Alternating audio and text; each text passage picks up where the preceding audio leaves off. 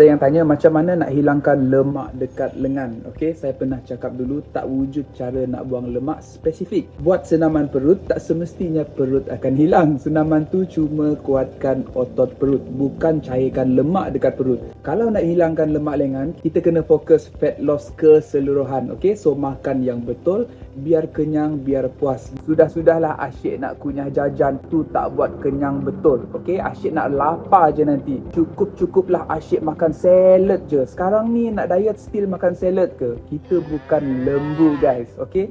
Tak cukup zat, badan pun meronta. Sebab tu semakin kuat nak makan. Lepas tu kena banyak bergerak, kurangkan makanan proses, kurangkan makan minum manis yang tak buat kenyang.